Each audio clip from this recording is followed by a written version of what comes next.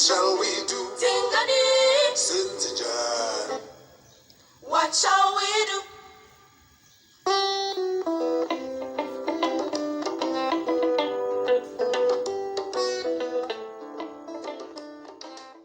Your mind and have an open mind. And with that, you'll probably find that there's a lot to learn, both as a practitioner, whether you're in the bench or whether you just want to learn by yourself. I think it's something very, very important. So thank you very much. I also do not want to take a lot of time because, of course, we are a little bit late in starting. So thank you so much. I take it over to you, Mr. Kenisa Gira. Thank you very much. You can mute me now.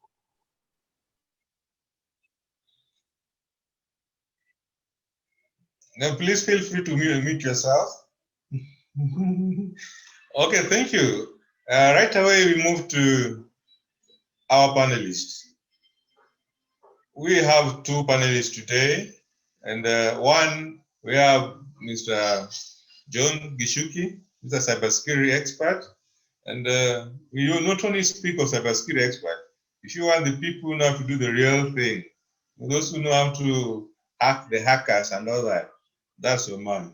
So he'll be taking us through basically the electronic frauds we know and take you all the frauds you never knew existed. He'll show you how that is done. So the gist of this webinar today is for you to open your eyes that whenever you see some of these things happening, know that the scope is wider, it's bigger, and the plot would be bigger, and even it's a risk to the national security.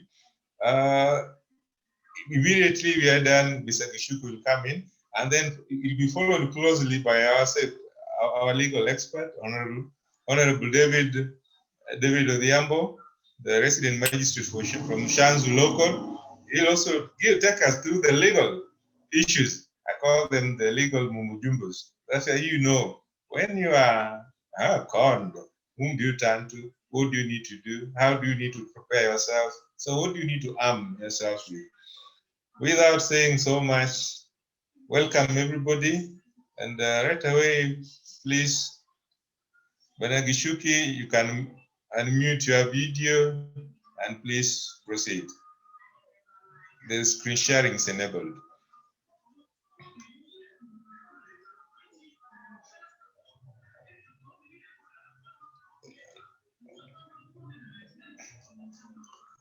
Oh, okay. Just a minute.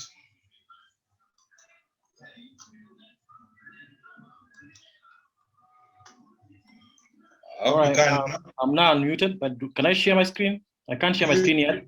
You can. Allow me to share my screen. Okay. Allow me to share my screen. I can't. It's already allowed. It's already allowed. Host disabled persistent screen sharing. Maybe you can put me on host temporarily so I can share. Okay. There we go. Can proceed. All right. So I'm going to share my whole desktop. So this one. You're able to do that? Yeah, so that you can actually be able to see what I'm actually doing. All right. So ready from start.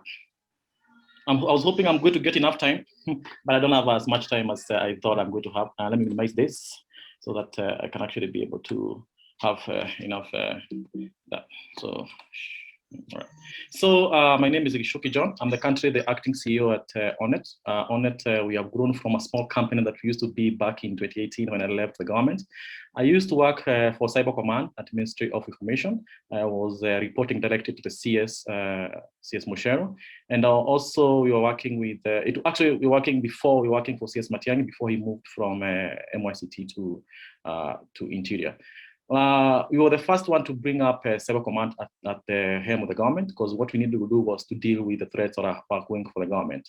And actually the reason why, one of the main reasons why Cyber Command was open was because of Anonymous in Africa. They were called Anonymous Gorilla. And Anonymous Gorilla had several other branches, Anonymous in Kenya, Anonymous Uganda, and other default small groups that are joining Anonymous to actually attack the Kenyan government.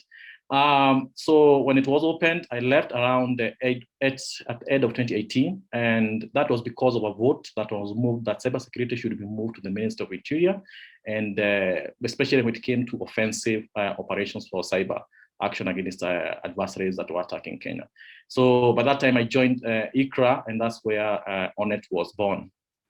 Right now, ONET is connected to Europe and Canada and Africa, and we do a lot of operations to help banks and other places that actually are having issues that have to deal with adversaries that are attacking banks and adversaries that are attacking organizations that are either insider programs or actually actual fraud and electronic thefts.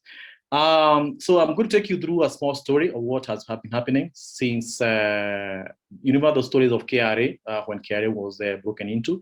Actually, it was not just KRA, it was so many, several organizations in government, including judiciary, IFMIS, NTSA, where there was Treasury, and several other organizations, including even eCitizen. So what happens is this cartel was headed by an ex-cop. This ex-cop knew about all the other small groups, and because he knew when they were stealing from supermarkets, they were stealing from these small shops. That's these small haste of M-Pesa, those small ways of Zuku, where you go and they steal accounts in Zuku, and what happens is that they charge you a small amount and you get Zuku for free for 1 year as long as you pay them. So he joined all these groups together and made a cartel that was called the Foko-Bomb cartel. That was back in 2013, 2014. And the first big bank they targeted in around 2013 was Equity, and other banks was also targeted from then after that. So they had enough money now to build and buy and also rent safe houses in Westlands, and most of all, Kasarani, because Kasarani is just on the way to KU and JKUAT, and easier to target young guys who are doing computer science and other computer classes to come and be trained how to actually hack into banks and be paid a little money. And when you join these groups, and you get to experience them, earning about 100,000 in a week, you get hooked into the life of luxury. So this group was, we targeted this group when I was in a command center in 2020, from 2014 to 2017. And in 2017, there were several arrests where several of the owners of these groups, several leaders of these groups were arrested. And or some of them were also taken down and also kept behind jail for a while before some of them were, most of them were released around 2018. So 2018, because of the leader of the group was found to have stolen a lot of money from the member of the group because of the analysis after the thefts, they started dividing themselves and fighting against each other, such that we could witness a tough war inside a bank where they're committing a heist. We witnessed several of them, and one of them that was becoming worse was NHIF. I'm going to talk about NHIF later, and you will see why this is really becoming a national security problem for the country. In 2019, some of these groups started mutating, and some of them started joining each other, joining together, and some of them started breaking out of other organizations to develop their own. And in 2020, there came the older guy who used to be the head of the cartel, came back and started doing heist, and he developed a new group where he worked together with another group that was part of mutation to actually go after insurances and hospitals. And that the group is called the Consultants. So this year we witnessed new development tools from one of the groups, which I'm going to talk about, and also how they have joined together with this other group or the Consultants for this year heist, where they have started going for a lot of insurance organizations. And also I'm going to talk about silent cards and why they were so busy last year in Uganda and running operations against banks in the cover of electioning year, which was crazy for Minister of Interior in Uganda. These are the members of the main groups of AFTs. I think you guys have, most of you have seen them before, know them. We have the leader of Silent Cards, who is called Command Albert Christian. We have the leader for Foko-Bomb. This guy was arrested together with his group in Rwanda when they were running an operation there. All these members usually have a situation whereby they were in the cartel, and then they came out and developed their own tools and developed their own groups. You can see also they actually open companies that they use for cover. Like now, if you look at Browies Technologies Limited, which was opened by Albert and together with Calvi. They were using it for cover for penetration testing. They would say, we are doing penetration testing. We'll be hired by other people to do penetration testing. So if you find them running things like PSX or Metasploit on the machines, they would say, yes, we are actually being hired by other companies to do pen tests. But actually, the cover is that they're actually doing wrong operations against organizations, especially when they were going for Kenyan Revenue Authority. Then you have another guy there called Rodney. He used to be one of the leaders of when it comes to recruitment of smaller young hackers who want to be trained, and also he was helping these guys to write some of the key loggers they use on target. This guy, being a coder, he was actually brought in by Calvin, and they are very good friends from back in the days during the time when Calvin was a cop. And he joined Fokobom Cartel. Then, because he was a little bit covert, he never did what you call close access operations, where you go to a target and you connect your laptop to the network. So that time we did not know who he was, but we had some fingerprints on him because of his Facebook connection to the Fokobom Gmail, which was registered Facebook. And we knew we had left someone behind in 2017 when all the others were being arrested. Although we knew one day, obviously, his 40 days is going to come when they're going to identify him. Then you have the Calvin guy. This is a guy who was the former leader of the Fokobom Cartel. He's former police. That's the idea there. He's the one who brought together all these other guys, all these other groups, and he brought in and developed what you call the biggest cartel ever witnessed in East Africa. He was able to help in opening of several companies that were used as penetration testing cover sites and penetration testing organizations, so that whenever he is doing an operation, it looks like it's a pen test. Even if there is informal arrest, he can always say, we are just doing a pen test that we have been given by other people to do it. So he was actually very clever in how he did his operations during that time.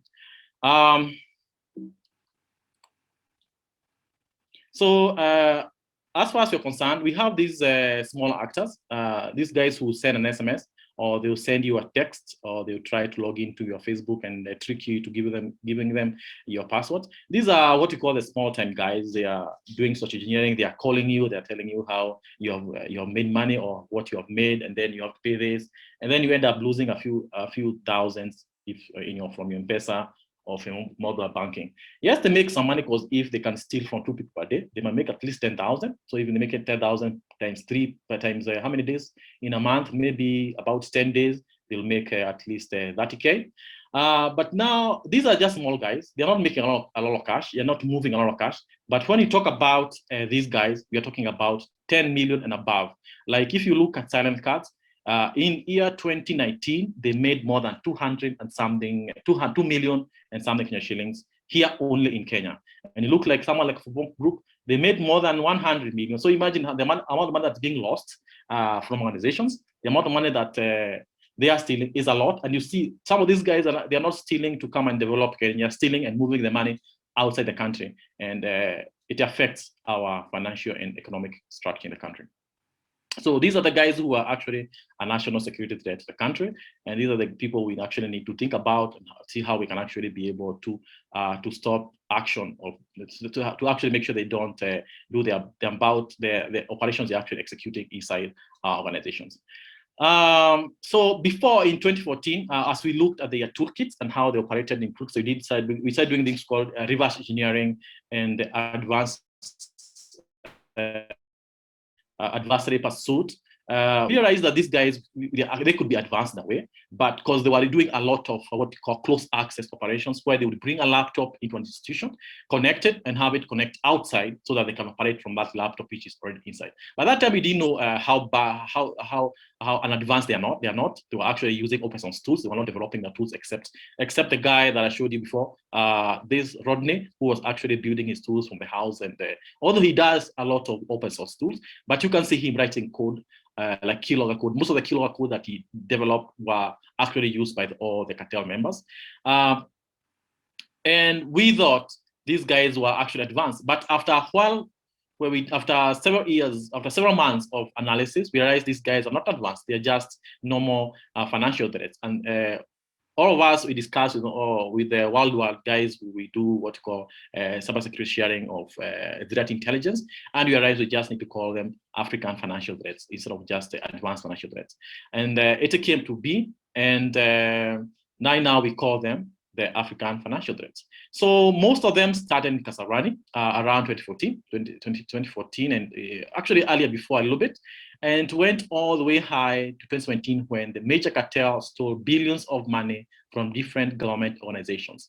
I don't want to say the amount in a public forum, but those people who are aware, the money was a lot and actually messed up because it was on 2017 when we were doing elections, when the country is strained budget-wise because of IBC budget. And you can imagine the amount of money that we lost as a country because of that. And it has most likely affected our country the way we are right now. And at the same time, you think of the pandemic in 2020, and you join these together, just 2 years of a difference, the country is straining because of these two problems. So in Kasarani, this is where they do operate. They actually meet, they actually get safe houses inside the places where you cannot think they'll have. It will look like a place, like this place is where you'll have grab zone operating. This house you're seeing just at the end there, opposite the white car, that's where grab zone operators usually work with. No one can actually think this is a place where millions of money is being stolen and is being planned, all that stuff. Because if you look at the location, the area, you think this is a middle class or maybe almost a ghetto area. But once in a while, you'll see a very expensive car travel go down there, get parked, and some big guys come out with a bodyguard. They'll go into the house, they'll stay for a while and get out and drive out. And then you'll wonder, why would a guy who looks that rich with a very big expensive car be coming to this house once in a while? So these are the kind of things actually we have spotted them do. And the reason why they came to Kasarani is because of one thing, recruitment of young people. The other thing is because of internet connection between neighborhood, because you can see from here they're able to get very good, actually in Kasarani you can get very good internet connection since 2013 after Zuku came. And it's the internet there is faster, cheaper, because people are actually doing what you call neighborhood internet connectivity. So I'm going to talk about the toolkits and how they operate with these toolkits. I know I don't have enough time. I could have done a little bit more. It's 9:52. So what they do is that they'll use some open source backdoors. They'll use insiders to bring those open source backdoors into the machine, into the network, into a bank, into a circle, or wherever it is. You have seen them even do the same things in Safaricom. In Safaricom, it would be hard to bring your device, your ID stuff, but we have seen them bring flash disk injected with Empire, and they put it on the machine and rush it and run it.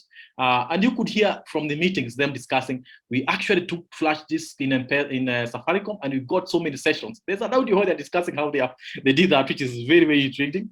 Then they have remote access tools, which are actually signed, things like Go to My PC, remote utilities, AnyDesk, TeamViewer. They'll use those kind of toolkits that the firewall or actually the antivirus would pick as malicious, which are going to be installed by the inside the organization. And then they're going to go on and log in and push their keyloggers in a way that they are going to intercept credentials and other details that the victim is going to input on his machine. And they're going to go ahead and get all that data, all that information, the passwords, the authentication protocols, and then you're going to move into the machines that have this access, and they're going to have limited and unlimited access as system owners.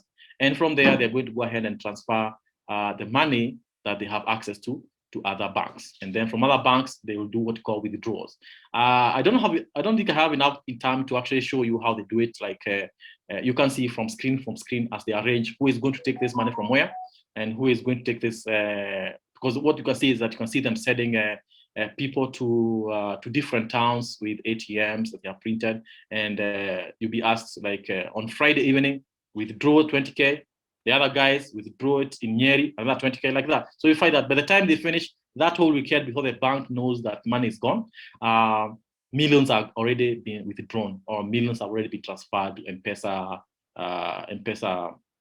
wallets and withdrawn at M-Pesa cashiers.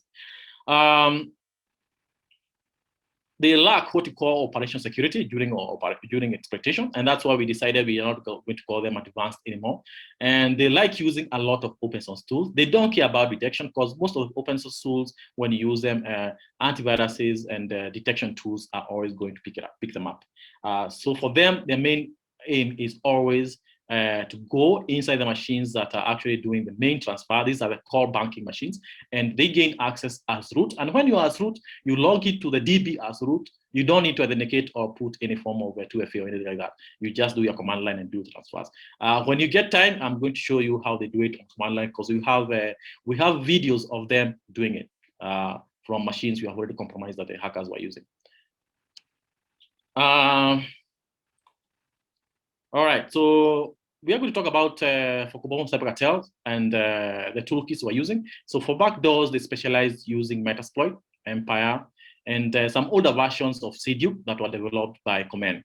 Then you have the remote access tools. They liked using GoToMyPC a lot, and then they used Quasar when they were going for Nakumat. That is the 2022 and 2014 and 2013, I think. Like if you're wondering what they would be looking for Nakumat, it's very simple. If you go to Nakumat, you buy something that is huge.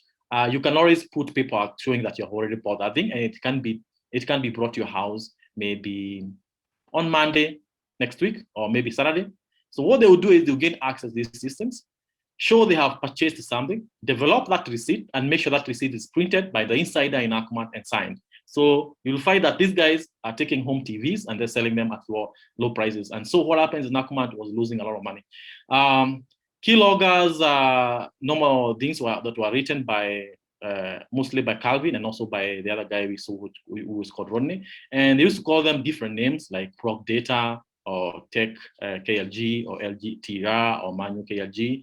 And they would also use names which almost look like services in a machine, like service update or service host executable, etc. And one of the main things they used were insiders that would help them to bring those things into the organization. So like here we can see this backdoor, which is actually in Python.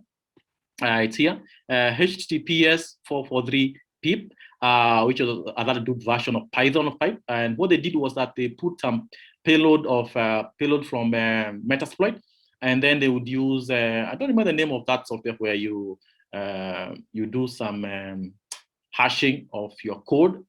It's open source too, and then it was connecting to a server in Brewiz, just here in Yaya Center, which was actually on JTL, and they would have covert connection via port 443 into organizations, especially government organizations, and then they would laterally move inside those organizations to actually install and run keyloggers and intercept passwords. So as far as you can see here, it's a Python toolkit. It's a P32, and it would actually they would also have a startup code. By that time, they were not pushing code to persist on startup directly, like they started doing later.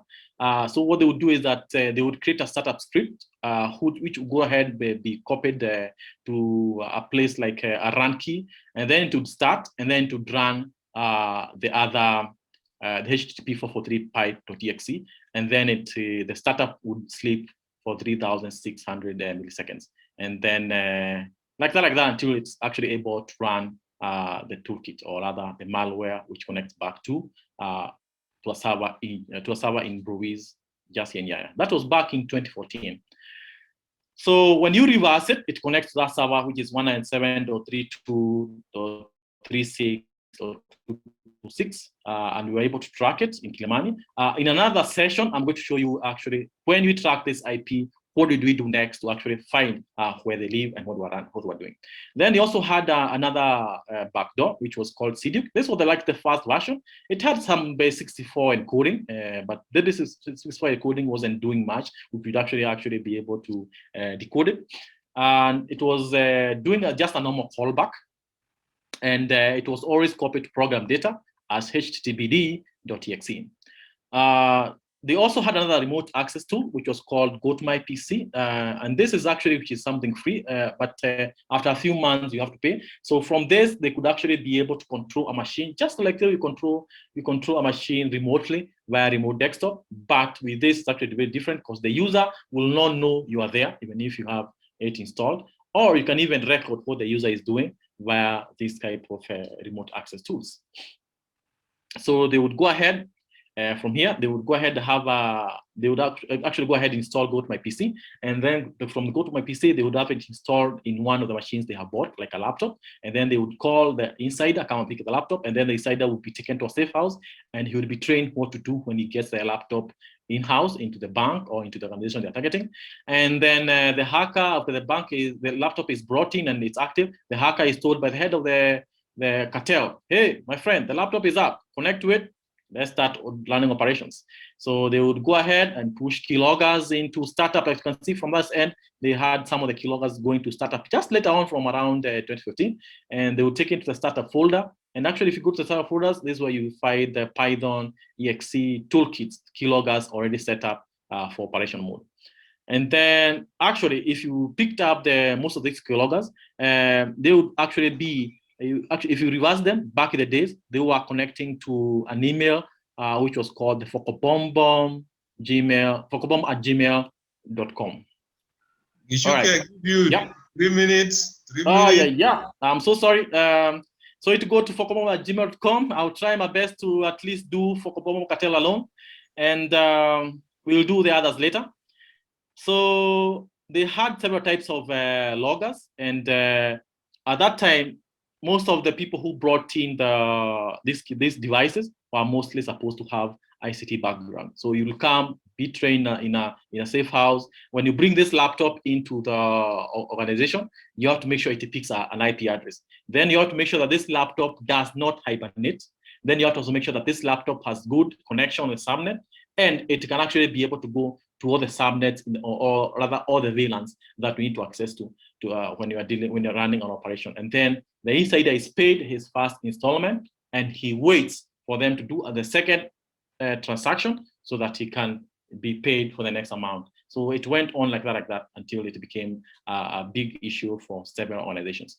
So we were supposed to talk about the other hacker groups, but because of time, I'm not going to go there. And I'm hoping that we can develop a time when I can take you all through all these hacker groups and what they do. And you're going to have some fun because I'm going to talk about how we gain access to some of these guys, how you're going to see how they are planning. Like maybe I can show you one of them as they plan a heist. Like this is when they were planning how they're going to bring a land turtle. I think it was one of, sorry, I can't open with this. I'm going to open it with VLC.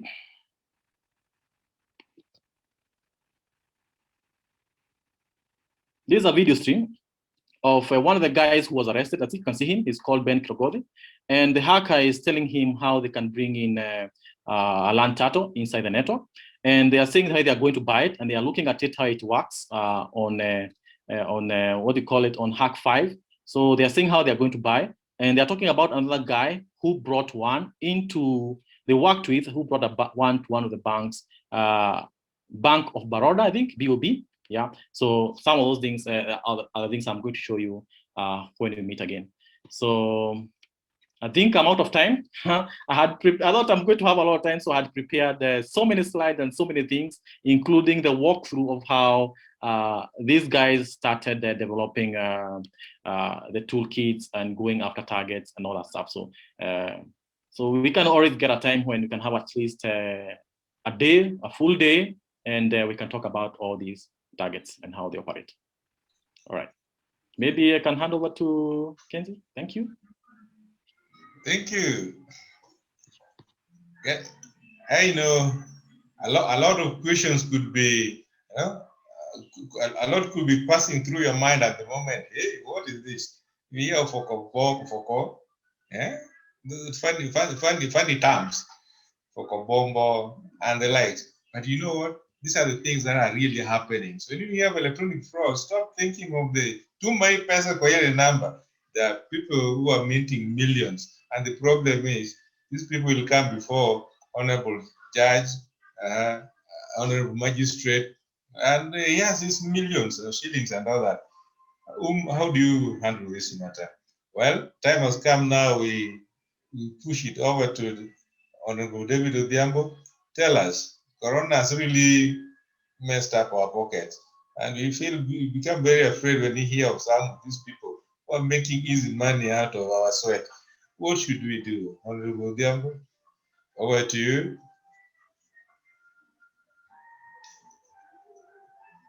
You can share your screen. Oh, let me unmute you, okay?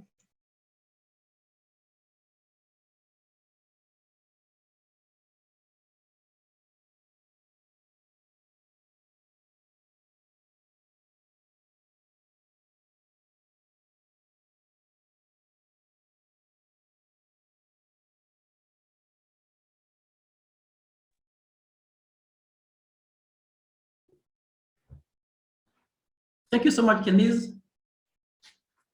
Hello, everyone.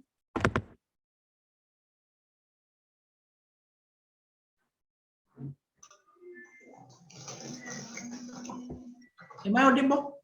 Yeah, you can proceed. Oh, sorry. Thank you. Hello, everyone. Thank you so much for attending this session. Gishuki, thanks for your presentation. We've learned so much. For those who are here last year, around 30th, last year, I think 30th of July, we had an almost similar presentation. My presentation is along the same lines. I'll not have something so new apart from what we had last time.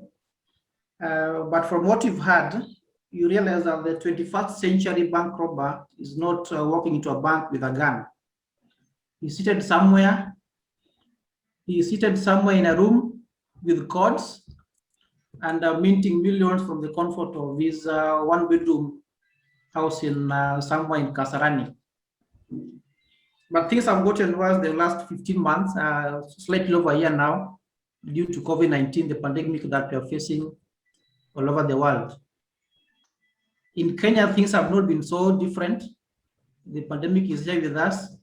What we now have to do is to be very careful with how you transact the little coins we have in our accounts. The last 1 year, if you look at the transactions that have happened between, in mobile, let me not say M-Pesa, the mobile money transactions that have happened, the figures are staggering and they have increased. As at January, around 567 billion had been transacted from around 235,000 agents. The figure shot up by 62% sometime in January this year, and they now stand at 294,000. The volumes indicate that there's a reduced traffic at the banking halls as more people adopt technology to move from bank to bank, to move their money from the bank to the e-wallet account and vice versa. It's also at this time that the fraudsters are taking advantage of the situation and they want to create a virtual bridge between our phones and the accounts. And it's because of this that most banks are now giving us options of mobile alerts. When you open a bank account, there's a form you fill that you are supposed to get alert from the bank any transaction that happens in your account. You're supposed to get an alert on your mobile phone in form of a text. I hope all of us have done that. If you haven't, trust me, it's very safe. It will alert you where there's a transaction that is that you're not aware of that's happening in your account. It's only that through that you trust the digital financial services which have been useful in advancing the financial inclusion efforts. But these efforts could be eroded if they have been proven, even though they have been proved to be very effective. The kind of frauds that happen make us wary whether they really work. But we should not lose hope because our banking sector, the systems that are put in place are quite tight, and we don't expect to lose so much. As much as the fraudster is trying his best, the banking industry in Kenya, I think, has been a step ahead, and we don't expect that to be so common. CBK, that's the regulator of banks, has the last 1 year has been issuing circulars to help banks, to the banking institutions on how they need to carry out themselves. I'll start with the banking circular number 2 that was issued on 25th March last year. This was basically to activate precautionary measures to ensure business and opportunity, and mitigate against any risk. This includes putting up in place alternative teams, as blue team and red team. I'll explain this maybe the next 2 slides, what I mean by blue and red teams in business areas.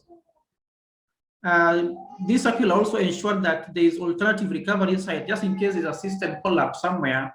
How do you recover? How do you recover from such a tragedy if at all it's to happen? The red teams are explained here. Red teams is like when you have a system and you want to test whether it's working. Let me give an example. You have a phone, you've installed maybe a screen protector and you want to confirm whether that phone is working. Though this might not be the safest way to test it, is to drop it down and see whether the screen will break. That's not a good idea, but that's let me say a layman's way of explaining it. Red teams are basically offensive security professionals who are experts in ethical hacking. When you've installed a system somewhere and you want to confirm whether it's working, get someone to try and hack into the system and see if it works. That's the people you call the red team. If in case they succeed in hacking the system, now you bring in the blue team.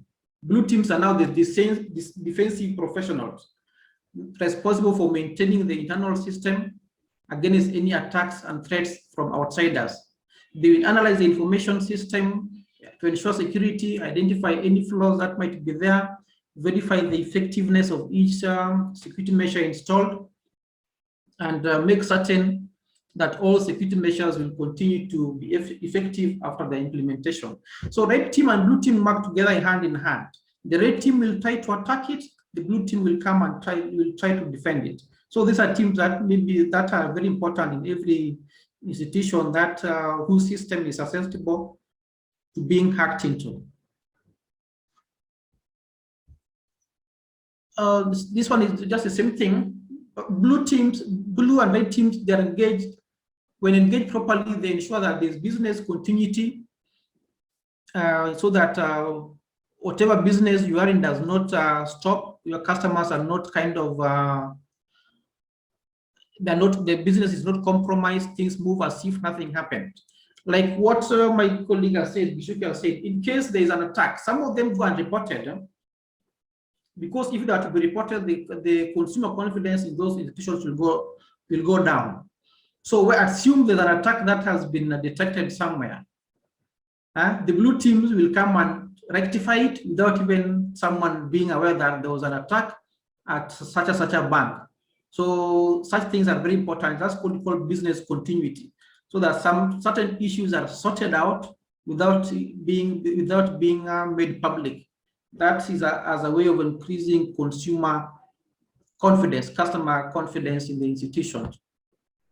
Another circular that was issued was the one dated 27th March. That's circular number 3. That was meant just to mitigate the adverse effects on COVID-19 on loans and advances, so that if you had a loan, your business, you had a loan, Corona struck, your business went down, you can approach your bank and the bank will restructure your facility according to the terms that you will agree. But this is a condition. It's formed part of CBK Prudential Guideline number 4 on risk classification of assets, so that whatever loan that is restructured, CBK has to be made aware. So that's not so relevant to the technical stuff you're talking about here. Then apart from that, the main thing that maybe we'll talk about is the guidance note on pandemic planning. That's the guidance note issued in March of 2020 on the use of technology, where institutions are encouraged to utilize conference calls, video conferencing, teleconferencing, and webinars for meetings and events. This basically is to avoid people coming together. But then again, you realize that these kind of facilities have got their own disadvantages. Assume you're having a meeting, Bank X is having a board meeting through Zoom. Then a hacker gets into the meeting, all listens to things that they're not supposed to listen to. This is quite risky, and banks, while even though they're encouraged to adopt the use of technology, they have to ensure that the platform they use for conducting their business are safe. KBA is always concerned about the effects of the pandemic, and because of this, that this year they'll be having a conference sometime in September, and the theme that has been given for that conference is banking beyond COVID-19. What will happen after this pandemic? Will we ever recover from this? Will we ever recover from this pandemic? So that's what KBA is Kenya Bankers Association.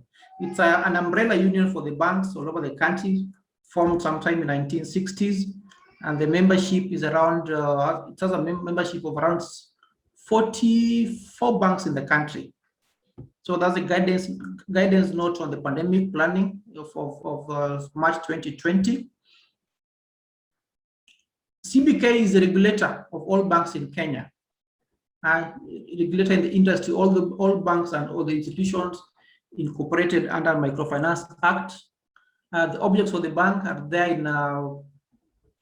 in the Act, and in conjunction with the object of the bank, Section 33 of the Banking Act requires CBK to always issue directives on with respect to the standards to be adhered to by any institution in the conduct of its business in the country. There's also the charter, that is premise of the banking sector, the vision, hinged on 4 pillars. That's adoption of customer-centric business models, risk-based credit pricing, enhanced transparency and information disclosure, and entrenching ethical culture in banks. That's doing the right thing. Apart from that, I will pass this other slide. The guidance, there are 4 prudential guidelines I've mentioned here that are issued under Section 33 of the Banking Act, not quite relevant. Yes, this slide is important on money laundering. You all know the effect of money laundering. You have got $1 billion out of the country, but somehow you want to pump into the system. Like the bad guys my colleague Gishuki has mentioned. Assume you've managed to hack into a system and, in quotes, 100 million. How do you introduce this 100 million into the system? There are ways that they use, and those ways the Act had them in mind. And there's an institution we'll talk about later on, I think in the next slide. That is Financial Reporting Center. So money laundering is a big issue. Those guys who have maybe hacked into a system, gotten money, and money, I say earn in quotes, because it's not earning properly, so called. How do they inject that amount of money into the system? There's a way they use it, and the law normally catches up with them when that time comes, just in case they attempt. Because there are people who they know how to make money, but they don't know, they don't know how to hide the money. They don't know how to hide the money. So chances of them also being caught up with always very high. That is captured under money laundering. FRCs, this is the financial intelligence body whose main objective is to assist in identifying processes of crime and combating money laundering. The mission is to protect the integrity of our financial system and contribute to the safety of our citizens through deterrence of money laundering. You realize that for the last, since 2016 or 2015, thereabouts, can't remember exactly when, you can no longer write a check of more than $1 million. And you can't also withdraw $1 million easily. You'll be given some paperwork at the bank, explain the source of this money, explain where you're taking it, what kind of transaction are you dealing in, so that the bank has to know what exactly you are doing, what kind of business you are doing. So anytime you go to a bank, you want to maybe transact in millions. It's not the same as someone who has walked in with 10,000 deposit or withdraw and walk out. They'll always find a reason to keep you waiting, do a background check. Is it true that you're doing this kind of business? Check your account. Normally, we're used to seeing 10,000 hitting your account, maybe 20, 30, or 94,000 hitting your account. All of a sudden, today, 1.5 million has hit your account. They'll come and ask you, what kind of business are you dealing in? What do you do? And you'll be made to fill some paperwork in that regard. And that transaction, the bank has the obligation to report it to Financial Reporting Center, which gathers intelligence on all transactions that happen in the country, in the banking sector. So that's very important. And that's why even those, I'm pretty sure, those hackers who maybe you made like your 100 million from a hit, and you want to transfer it, normally that transaction will be picked up by the Financial Reporting Center, and it's from that end that the investigations will commence. Cybersecurity, we've talked about this, Section 33 of the Banking Act. This is where the CBK issues guidance notes for running and management of banks, and mostly it's for those payment service providers. It's a guidance note on cybersecurity for payment service providers. This was issued in 2019, shortly before COVID struck, and I think it came at the right time, just to, it's like they foresaw what was happening. I believe so. Maybe they thought that there was a need for, maybe the attacks had become so common, so that's why this guidance note came up to be. The objective of the guidance note was to create a safer and more secure cyberspace that underpins information system in the country, establish a coordinated approach to the prevention of combating of cybercrime, upscale the identification and protection of critical information infrastructure, promote compliance with appropriate technical and operational cybersecurity standards, develop the required skills, continuous building of capacity, and promote a culture of fostering a strong interplay between policy, leveraging on technology, and maintain public confidence in the financial sector.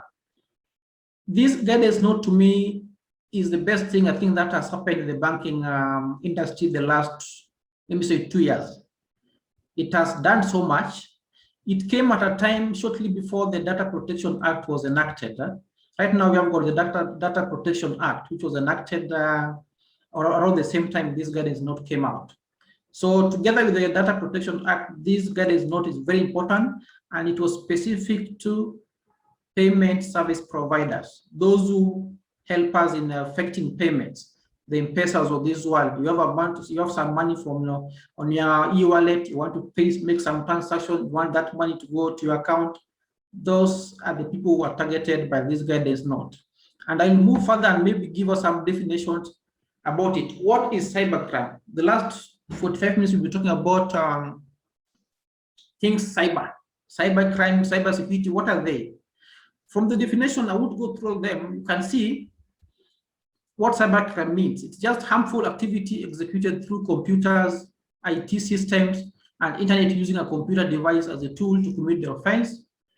Cybersecurity is the prevention of confidentiality, integrity, and availability of information. Critical information infrastructure is the interconnected information systems and networks. Let me explain that. Critical information infrastructure. The fact that you can transact your account, you can access your account using your mobile phone. The system that allows you to do that particular transaction, the system that allows you to take money out, deposit money, that's what they call critical information infrastructure. All that information, what enables you to do all those transactions, are kept somewhere in, maybe it's called a server, might be a technical term, maybe there might be a technical term other than that. All that is what we call critical information infrastructure. Then what is a cybersecurity incident? This is an event that jeopardizes the cybersecurity of an information system or the information the system processes, stores, and transmits. If someone is able to, like what Gishuki said, someone sending you those advanced financial threat, if someone is able to confuse you that dial #123 or something and this will happen, that's an incident. When you are to send that message to that number you've been given, and something, maybe the information is somewhere along the way is deflected to a particular system, that is a cybersecurity incident. When the moment the system becomes compromised. Gishuki talked about social engineering. You know very well that you did not bet in the last game that was played the other weekend, but someone sends you a message that you've won your bet went through and you've won 100,000, but to collect the money you've won, send this money or do 1, 2, 3. That's someone able to convince you that you've won something that you didn't participate in. So you're expected to part with some money before you collect your award. So that's social engineering. In the guidance note, they define it as a term for trying to deceive people into revealing information and performing certain actions. It's very, very common. Someone calls you from Safaricom, you know what, we are awarding our old customers, you've been so loyal to us the last 10, 15 years, so we are awarding people airtime. They'll give you information. David, we had you 3 minutes. Yes, fine, I'll be done in less than that. Huh? They ask you for information about your phone, then they are able to tell you the last 3 people you called. They tell you the M-Pesa amount in your account. So through that, you will believe them that this person is actually from the Safaricom. When someone tells you, I know you've got 5,000 balance in your M-Pesa account, I know you've got this much, so you believe them and you'll do what they ask you to do. But something in your mind tells you, this guy is not genuine. Normally, Safaricom's call using 07, there's a number with so many zeros, but somehow you want to believe them, and because of greed, you think you won 100,000. You end up revealing certain information. They tell you to do some other things, and they con you out of your hard-earned cash. That is social engineering. What are the sources of cybersecurity threats? I've listed a few here. Unauthorized access to privileged accounts, where an unprivileged user gains access to a privileged account to control the system. You know very well that you are working in a particular company, let me call it company A, where the company is a telecommunication company. Your boss has access to the system. You time when your boss has gone for lunch, then you go and sit there and do the things that your boss will do with will be the person allowed to do. That is unauthorized access to privileged accounts. People-related attacks like phishing, malware introduced through social engineering. Gishuki, I think, mentioned about this. Then interconnectedness of institutions could lead to a compromise in the institution's endpoints. Mshwari is a collaboration between Safaricom and a bank, a certain bank. Assume their systems are not properly well maintained. Someone could try and take advantage, get in between, and maybe deflect certain transactions that might not turn out to be well. So that's what we mean here by interconnectedness of institutions. Internal IT systems could themselves be a source of cyber risk. Assume they're not well maintained or they're not genuine. Maybe the malware is corrupted, or all the data is not backed up to any other system. That's also a source of cyber security. Poor authentication controls to protect customer data. Assume there's always one, you only have one password for any transaction you take, so that someone says so and so's password is 1, 2, 3, 4. So this is so easy to guess. It's so easy to guess, so that when someone has access to your phone, they tell you they know so and so's password, the 1, 2, 3, and they can easily access your account. So that is poor authentication controls. Now, I won't go into that one. Mobile banking, these are the security issues and loopholes that are there: system collapse, payments and data security, consumer protection and awareness. There are things we need to work on. Issues to do with money laundering and terrorism financing, technological development and legislation. Let me say something about technological development and legislation. When Safaricom was being introduced in the market, there was no law that controlled Safaricom. So it was an open ground for them. They did things their own way. It was self-regulation for them. The law came later. So that's one of the challenges that that exists in the IT world. Things come so fast before the law catches up with them. Last one is banking. What happens when all these issues arise? There is bank fraud investigation unit. This is a unit within CBK. It works in close collaboration with the DCI. Sorry, it's a unit within the DCI. That's BFIU. They mostly investigate financial fraud, and their functions are listed there. They receive and investigate complaints from financial institutions, advise the industry on fraud prevention and detection strategies, sensitize the public, liaise with law enforcement agencies, recover stolen funds and assets if possible, and then undertake any other duty, blah, blah, blah, and all that. So I think that's basically what we have. No, sorry, let's this one, role of the bank in detecting fraud. As a bank, you are supposed to follow the guidelines issued by the CBK. Cash flows need to be monitored. Inter-branch connectivity should be enabled by advanced IT practices. Then there's fraud and risk prevention methods are there. Documents have to be referred to, segregate duties, declare well for staff. Dormant accounts have to be monitored closely, check integrity of the staff working for you, do job rotations, verify the signatures, train staff. For a customer, your duty is to keep your credentials secret, to replace and change your passwords as often as you can. Don't let your account fall into dormancy. Close it if you no longer want to operate it. Report any suspicious activity. What are the recommendations? Let's train all those people involved, the law enforcement officers, the members of the judiciary, the judges and magistrates will be trained on this. Banks need to conduct frequent red team exercises. The ones I've mentioned, red team is like a drill. Red team attacks, blue team comes and defends, okay? All the investigation units within the DCI need to be merged and a similar unit to be created. Watertight and consumer-focused legislation need to be there. Self-regulation is not enough for all these telecom companies. Like I've said, IT evolves so fast than the law. Normally, it's the law catching up with the IT innovations. Then let's have continuous consumer education for those who might be victims of fraud in the financial sector. Thank you so much. Time is not so much for us, but we can always create another time and discuss all this. So at this time, I want to hand it back over to Keniz, and he will be ready to take questions. Thank you.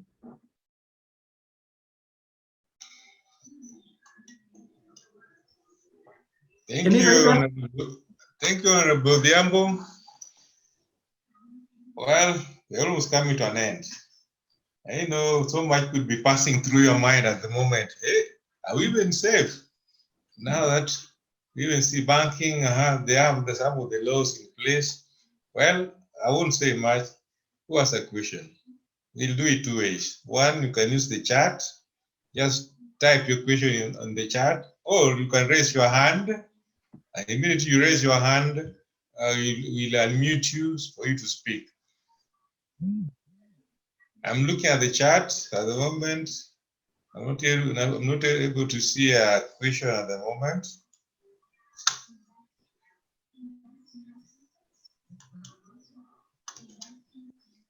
Aha, Michael Kangate asked one question.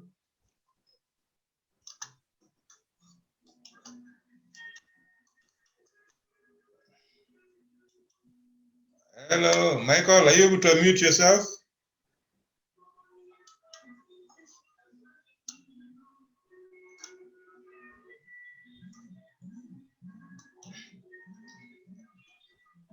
Michael?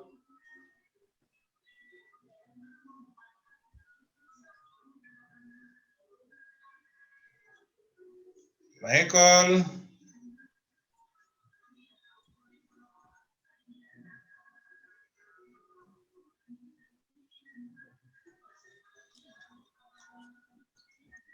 Hello, Michael?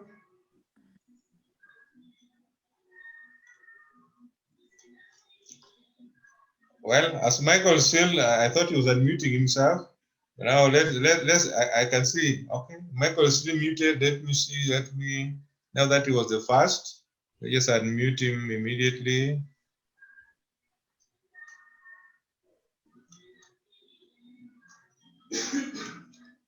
Kindly unmute yourself, Michael, and ask your question.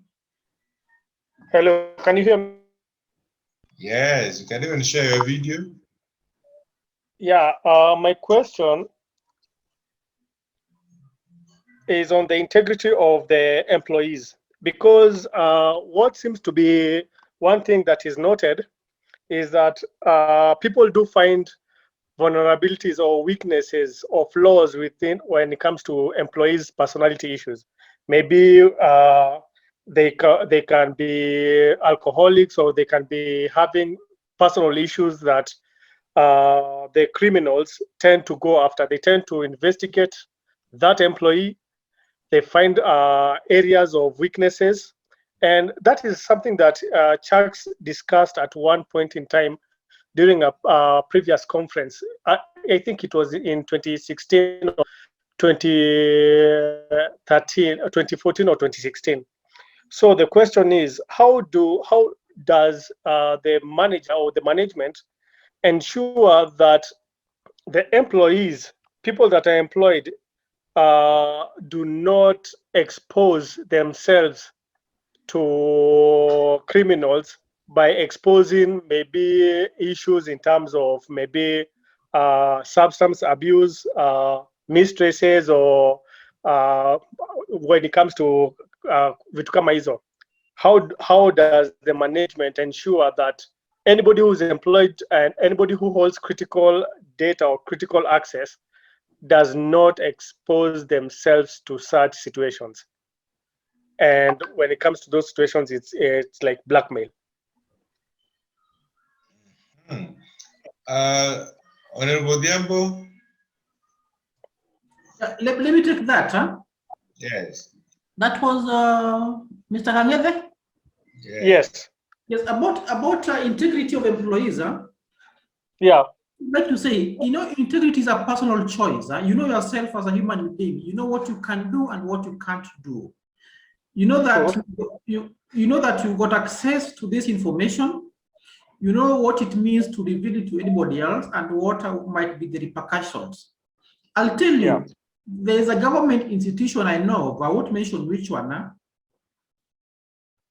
If there are only two people who have got access to that system, okay? Only two people. I've been lucky enough to meet one, and whenever you want information from that particular system, only two people can access it at any particular time. Okay? So these are people that I would say they might be having their weaknesses elsewhere about alcoholism and all those things where a human being is known for. But when it comes now revealing the contents of the system, giving access to the system to someone else, that one they know they can never do. Personally, I know myself, I know myself as a driver on the road, I will always overlap. I'm just giving an example, not that I do. As a driver, I will always overlap, I will always do this, but one thing I will never do is X. Okay, so you know yourself, you know the boundaries, to the limits to which you can go. So integrity is a personal decision. And before you are put in that position, trust me, you are tested, tried and tested before being found fit to perform certain duties.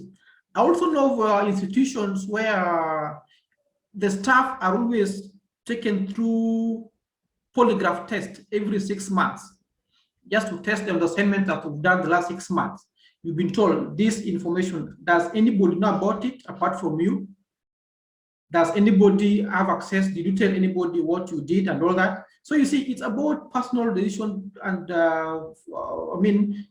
you deciding that whatever information I have, I will never share it with anybody. Okay? And the management, you're talking about management of institutions. I'm talking from a banking experience. If you're a banker, you've got access to the system, you can access certain accounts, you've got rights to perform certain transactions in the system. For you to be trusted, that means the management had some trust in you, and you never want that trust to be eroded. Okay? So it's upon you to maintain that trust. This is a job you need. You know what it means for that trust to be lost. You lose that trust, you lose your job, and you risk being prosecuted. So assume you've got access to a certain information and a hacker has approached you. I know we are human beings, you are weak. If someone approaches you and tells you that I want us to make a deal. Out of this deal, I'll give you this. Okay? Chances high that you can do it, but you won't, because you value your integrity. So integrity is a personal decision someone makes. Okay, and before you are trusted with certain information, that means the management of your employer, your employer trusts you, And some of these things, by the way, there's paper trail. So if maybe you do something in the system will sell you out. That they will know this transaction was done by Kagere, and there is a digital footprint. So you can never run away. You can never run away. They'll catch up with you before you know it. And from the banking sector, the experience I have, there are certain things that they have to be cleared before you leave. Before you leave the bank in the evening at 5. So trust me, you see banks closing their doors at 3 p.m., but staff leaving at 5:30. Ask yourself what happens between 3 p.m. and 5:30 or 5. Ask yourself what happens between them. There is a brief system audit, who did what during the course of the day, everything is in order, are things balancing before people close for the day. So on that, integrity is a personal choice. People vary, people are different. We are all human beings, we've got our own weaknesses, but there are things we can never do. Okay? I hope I answered you, Mr. Kangeve. Okay, I think we can take the next question, but before Odhiambo takes the next question, I would want, Yes. I'd want Gishuki, why do you think there is a low conviction rate? Now that these people are known, that time, it even breaks my tongue. They are known, why is it that then the conviction rate is not that convincing? That is a question asked by Clive.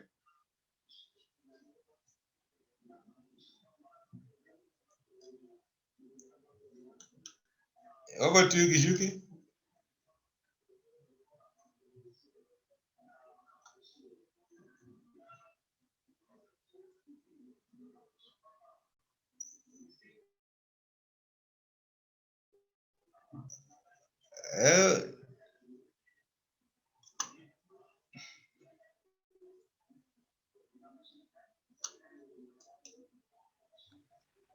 All right, sorry. I was actually typing and mute me, and I was typing to the wrong person because I was replying to other messages. I'm getting a lot of messages which are direct messages on where you can get this paper and stuff.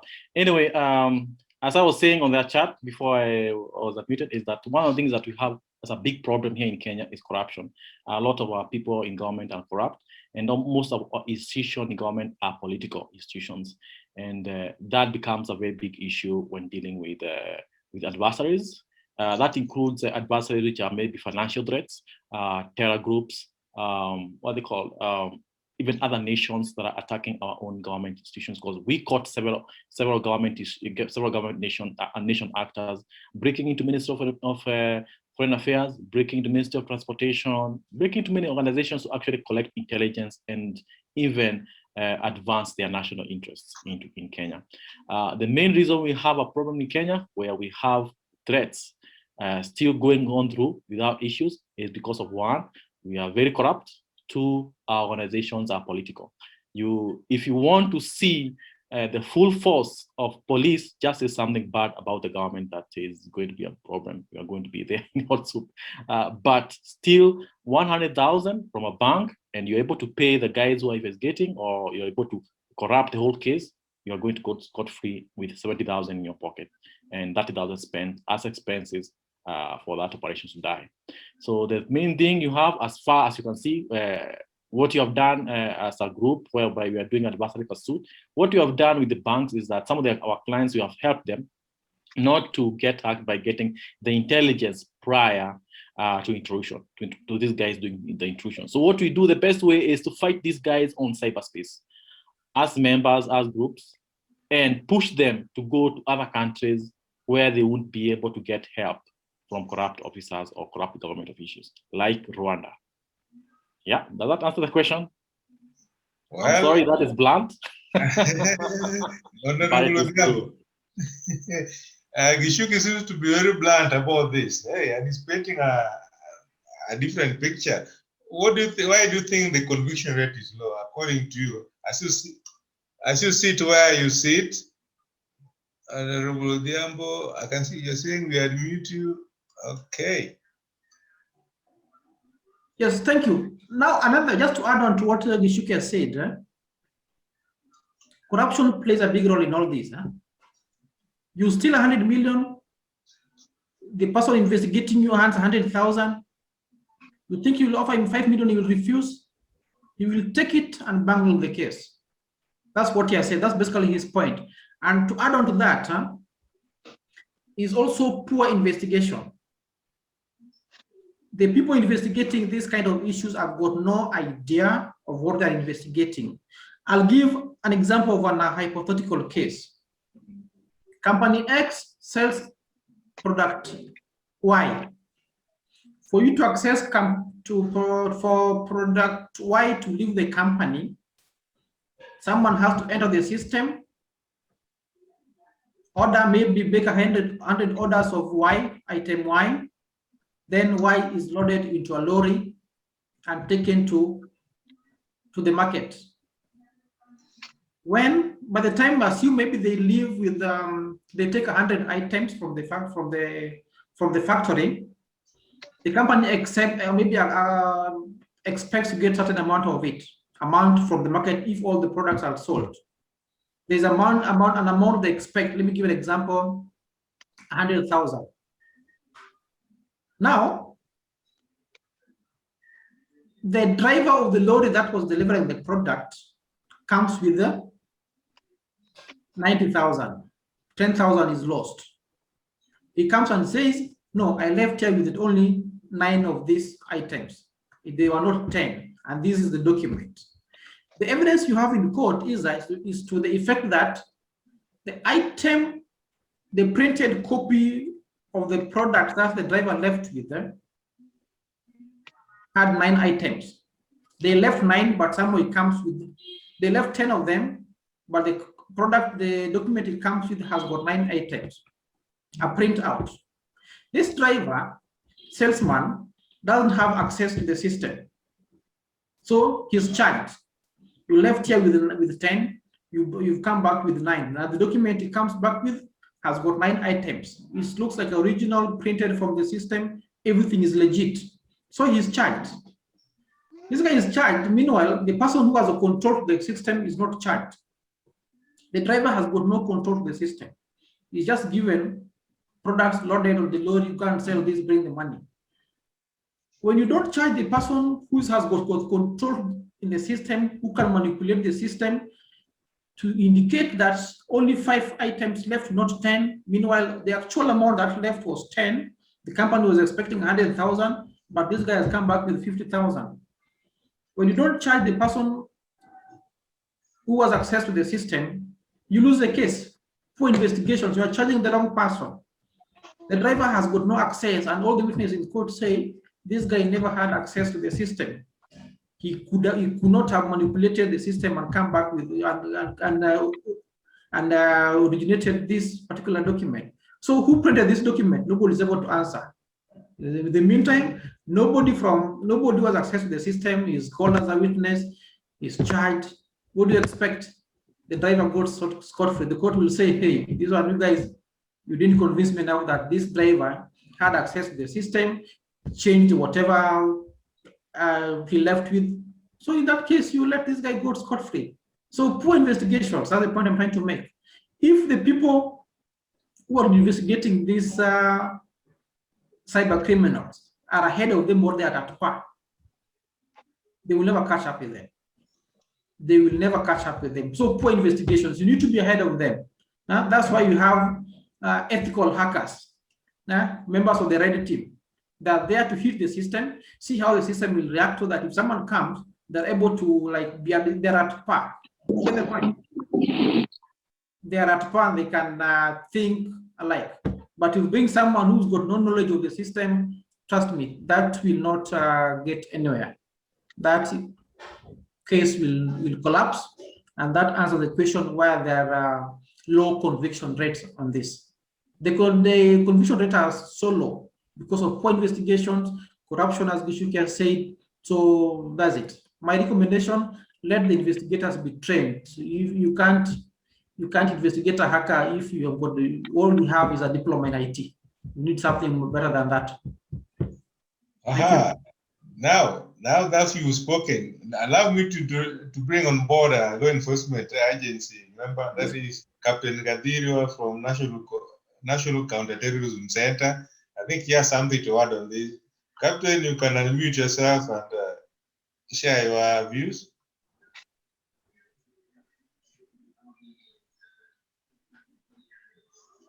Yes, Ibrahim, I think you can unmute yourself. Yes, thank you. So, good evening. My name is Major Ibrahim Gadiro from NCTC. Maybe just to add on why there are low convictions is that I'll attribute this to two factors. One is on the capacity building, the kind of training that we give our officers, the kind of capacity building that we give our officers, the follow-up that we do. So I think most of our officers or most of the investigating agencies or personnel are not fully trained, are not fully capacitated. And you will find that these hackers or the people who are perpetrating this crime are more advanced, have learned so much more than the investigators. And then two is also on the kind of equipment, the kind of tools that we've given them. I think as a country or as maybe security organizations, there is lack of prioritization. And find this is attributed also to corruption and interests, where if a certain organization is supposed to buy certain equipments or certain tools for to do maybe digital forensics, you find that another person brings in something that is similar or something cheaper that cannot be able to perform the tasks that it has been intended to. So you find corruption or interests or lack of proper tooling of the investigating agencies also results to these people not being able to gather or get enough evidence. So I think I will attribute this to 2 points: lack of proper tooling and lack of capacitation. Thank you. Thank you, Captain. Now, and let me also bring another law enforcement agency member here, Alnori Kwena. I saw your hand, and Alnori. Thank you, Chair. Thank you, Chair.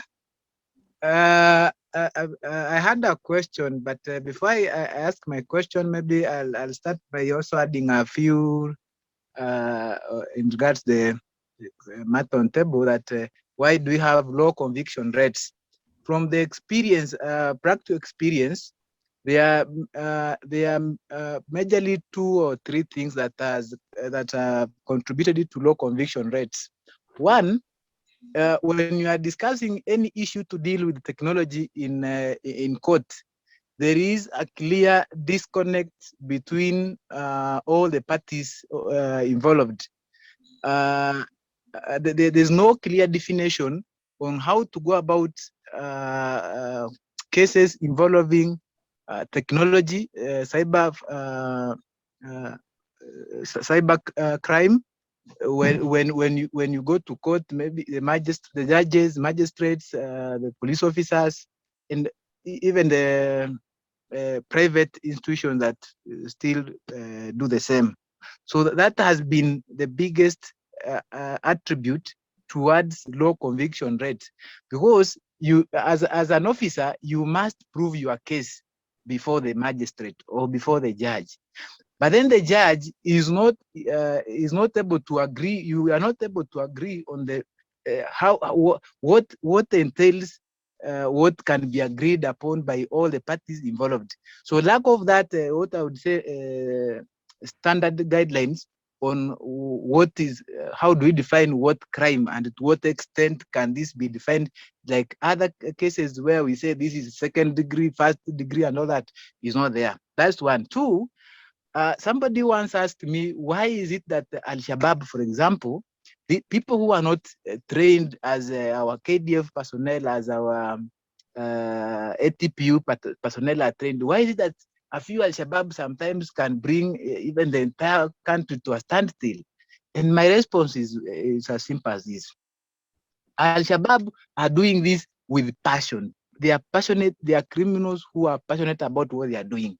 Now, when it comes to cybercrime, cybercrime is a crime committed by a few passionate IT gurus, so to speak. And now when it comes to those who are mandated to those who have the mandate to investigate, the investigators, not all of them are passionate about technology. If there was an officer in this forum who can attest, many of the officers are not so passionate about technology. But sometimes, for one reason or the other, you find yourself being in that department where your core role is to investigate cyber crimes.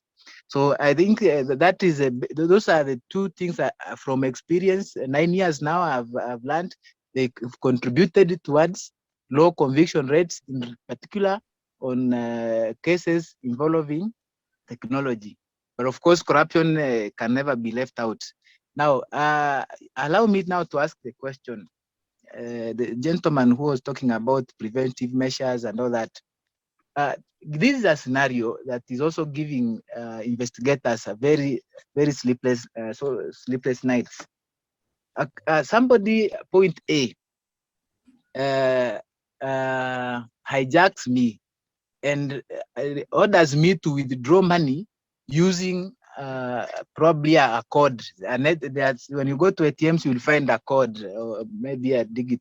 You withdraw using this code, M-Pesa or something. And I withdraw the code, and the agent from the other end is just on standby from that ATM to receive the money. When you're investigating that case, you can never. Investigators have so far they have not been able to find how do you connect the person who physically hijacked me and on gunpoint forced me to withdraw money from an ATM somewhere in Malindi, and now the person in Malindi, how do you even bring in the person who took the money? From the presentation, or from your experience, the gentleman who was talking about the preventive hackers and all that, is there a way law enforcement agencies can work with you, from my question, to help us, curb such kind of crime? Thank you very much.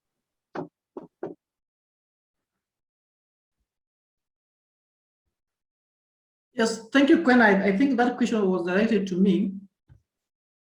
Let me give another example.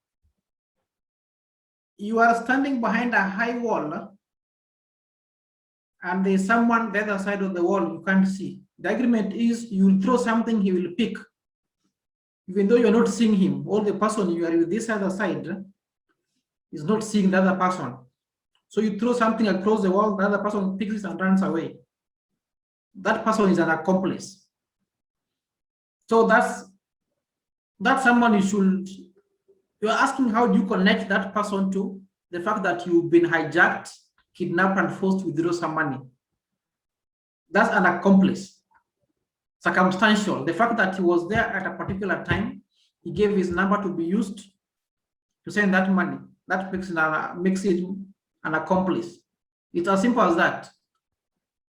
You are standing behind a high wall with some other two people. Maybe you pick something, you throw it the other side, someone picks it, runs away. Meaning you had planned with him, you stand here behind the wall, I'll throw something, you'll pick it and run away. He's part of the deal. As simple as that. So long as you can connect that he was there at a particular time, or you say the agreement was, you stand by under this tree, I will come drop something, or I will give a signal if I do this and that, you proceed as we have agreed. Makes him part of the crime, makes him part of the deal. You need to go for him. It's as simple as that, connect him. I don't know whether that answers your question. Mr. Kwena?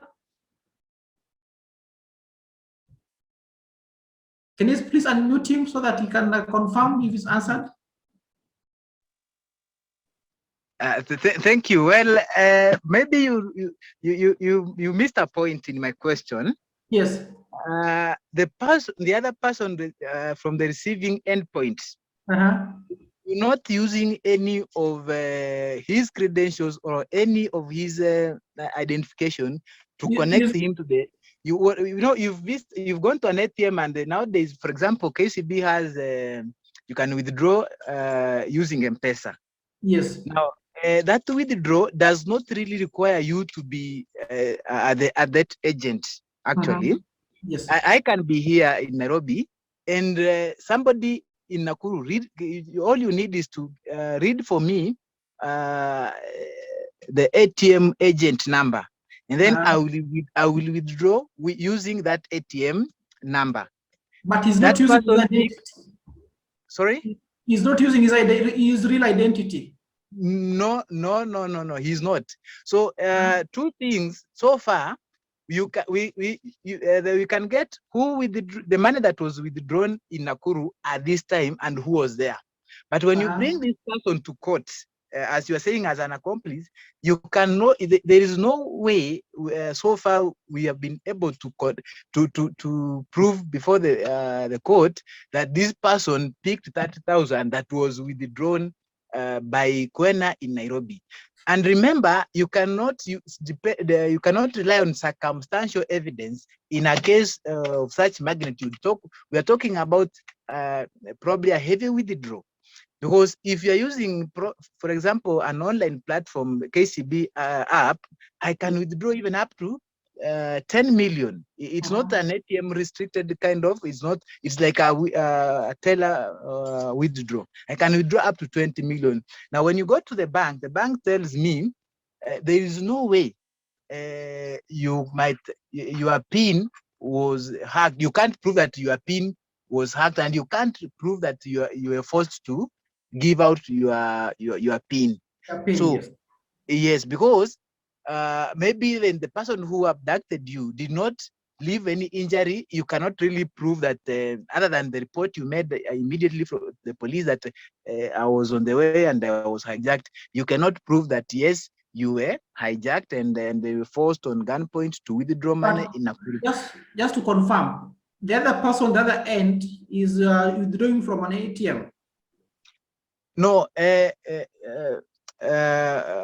David, what you're required to do here, I go to, maybe I'm using SSD code positive 522 hash, and then I want to withdraw. It will prompt me to several options of withdraw, KCB Vuma, KCB agent, so I select an agent, and of course the criminal will force you, the abductor will force you to use an option where you can withdraw the highest amount. So then I choose KCB. I choose KCB Vuma, which gives the maximum limit. I mean, you can withdraw as I think up to 50 million, or I'm not so sure. But then the point is you can withdraw a lot of money. Now, when you key in this agent, the digits, you can key in a digit for an ATM that is anywhere. Even when you key in, we tested last week, and we were able to withdraw money from Rwanda.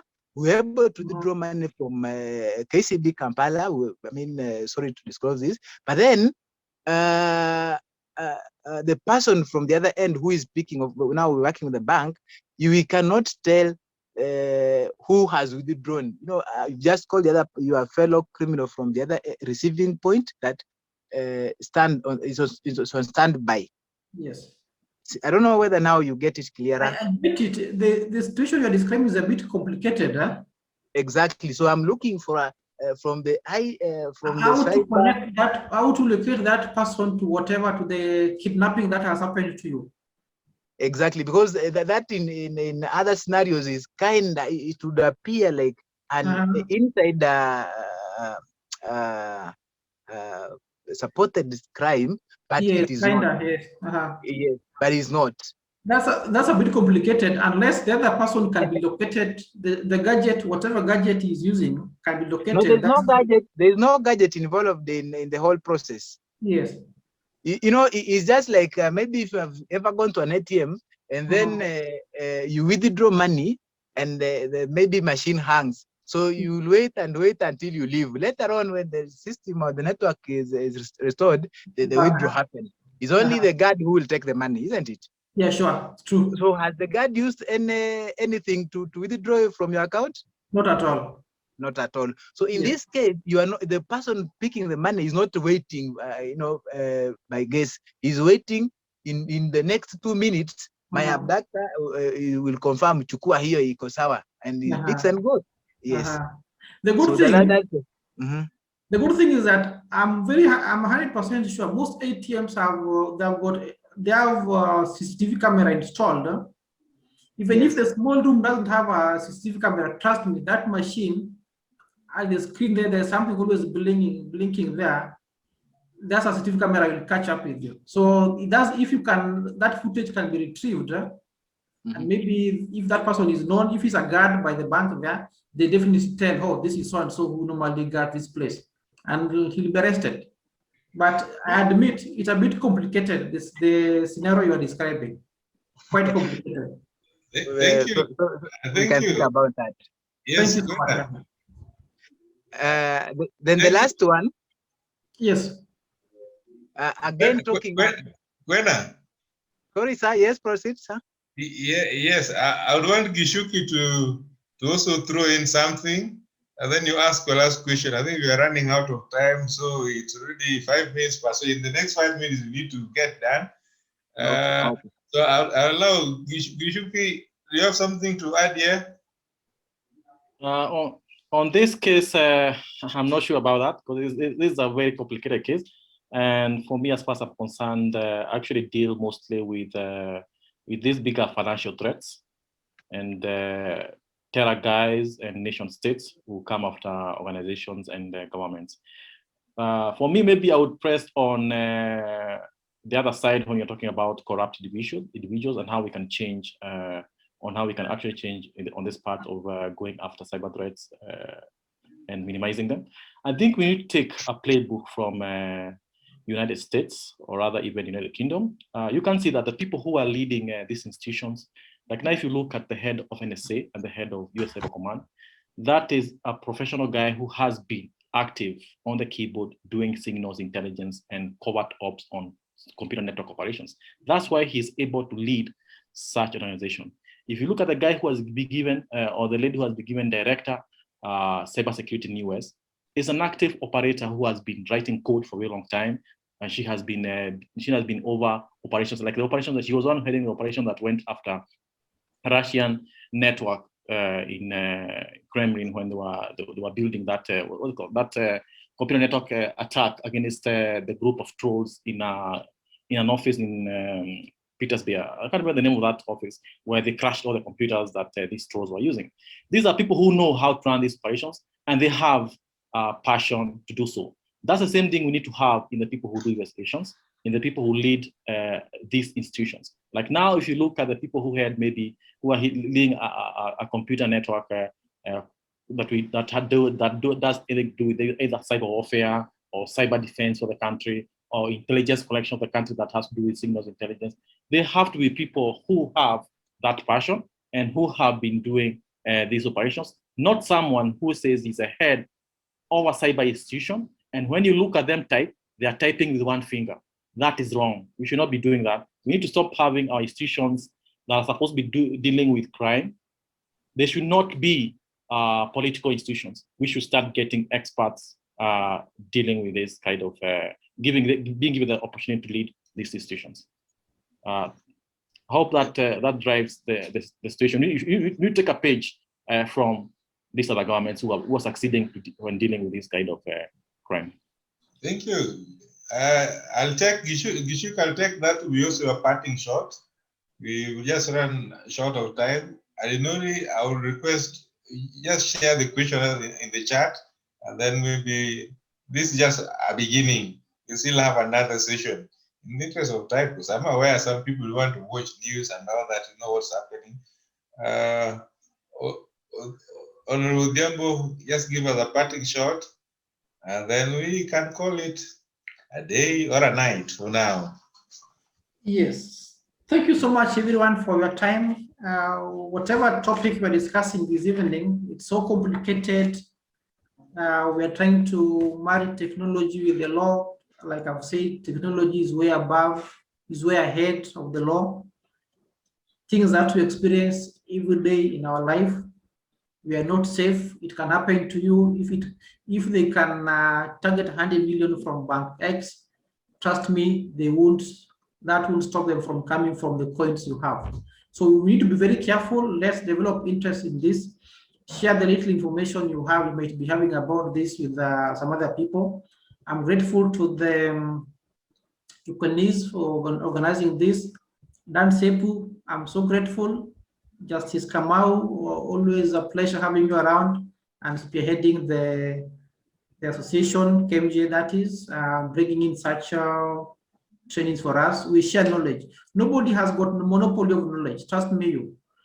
We might be presenting on this. When you go somewhere in another presentation, we'll be hearing things that we've never heard of, and the whole thing will become so wide for us. It's a very interesting topic. You can't discuss it in 2 hours.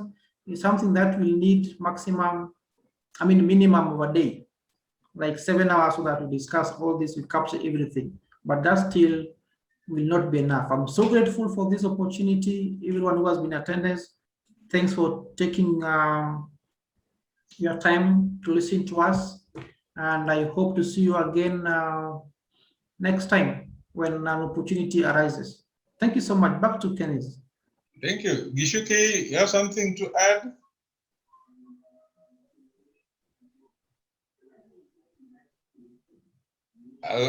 I'll take the silence to mean it's fine.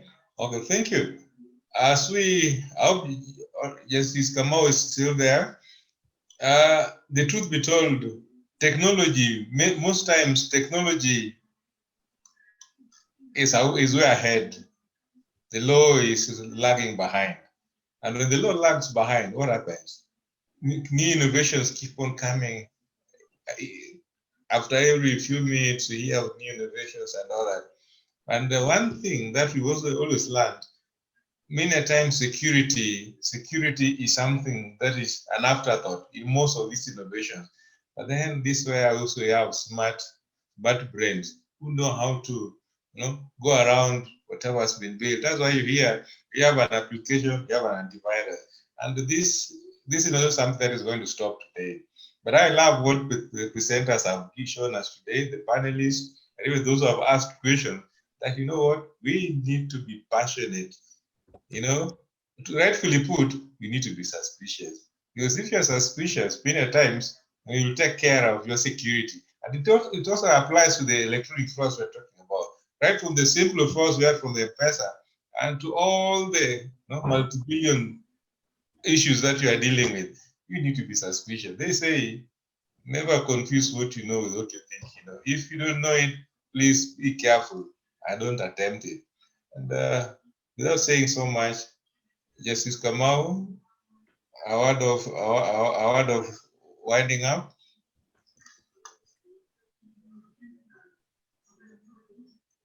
Judge, are you there?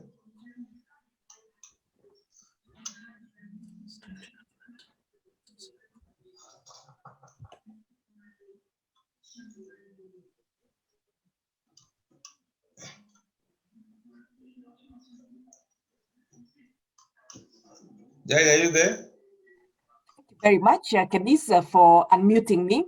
I was not able to speak because I was muted. First of all, I want to say thank you very much to everybody who has attended. I know it's 21:13 hours. Kenyans love watching news, and I know there's a lot of things happening now in the country.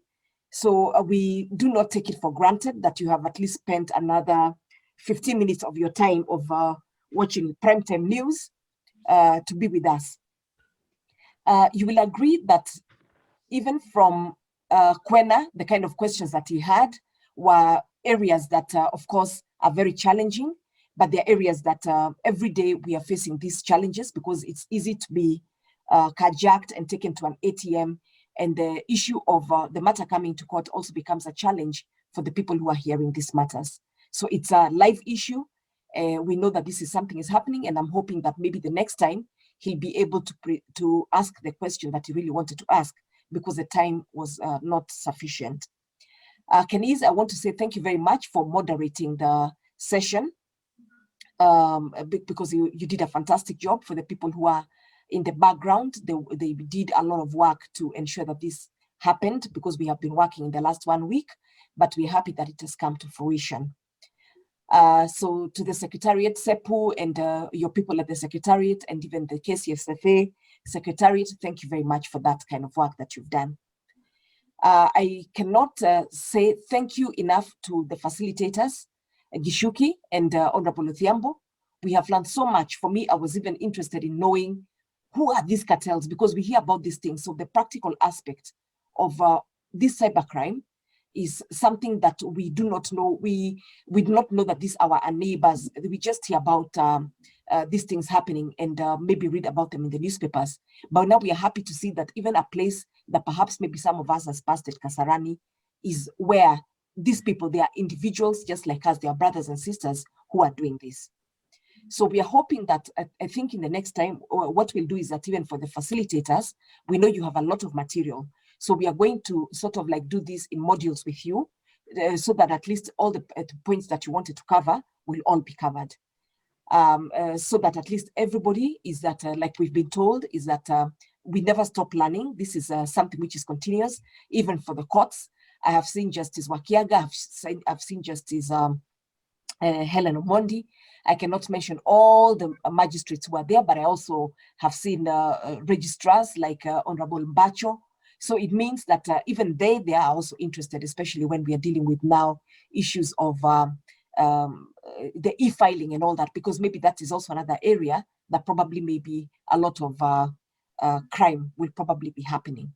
So I do not want to take more of your time. If I have forgotten to say thank you to anybody else, please forgive me. It's just because maybe I am overwhelmed by the information that we've had, but we look forward. And when we invite you, always agree to come, just like we're saying, because a lot of effort has been done in presenting these papers, in preparing the papers.